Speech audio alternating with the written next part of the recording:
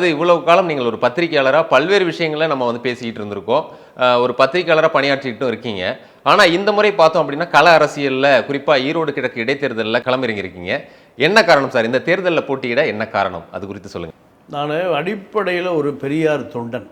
Okay. எனக்கு 18, 19 வயசில் எனக்கு திராவிடர் கழகம் அறிமுகப்படுத்தப்பட்டது. அறிமுகப்படுத்தப்பட்டு என்னுடைய நண்பர்கள் பூரா திமுக, அதிமுக எல்லாம் இருப்பாங்க, பெரிய பெரிய பொறுப்பில் இருப்பாங்க. நான் அந்த காலத்திலேயே திகாவுடைய நகர செயலாளர், திருப்பூர் நகர செயலாளர்.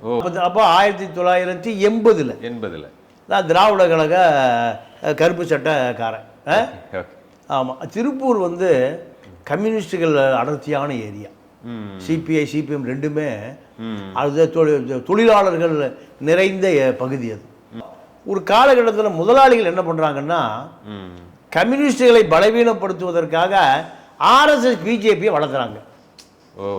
அப்படி வளர்த்தப்பட்டவர் தான் இன்னைக்கு மகாராஷ்டிரா ஆளுநராக இருக்காருல்ல, சிபி ராதாகிருஷ்ணன். இந்த காலகட்டத்தில் தான் எனக்கு ஈழ போராட்டம் அறிமுகமாகுது.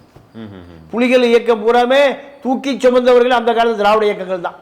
பிஜேபியை சொல்ல அஞ்சுகிற தாயோ, நீ உணர்ச்சி வசப்பட்டால், காம இச்சை கொண்டால் தாயோடும் சகோதரியோடும் புணரலாம்னு பெரியார் சொன்னார்னு இந்த சைமன் சொல்றாரு. அப்போ இந்த சைமனை இயக்குவது யார்? இப்போ இந்த நபர் முதல்ல மேடை ஏறி அடையாளம் படுத்தப்பட்ட இடமே கருப்பு சட்டை தான். திராவிட கழக மேடைகளில் தான் இவருக்கு முதல்ல மைக்கே கொடுத்தாங்க.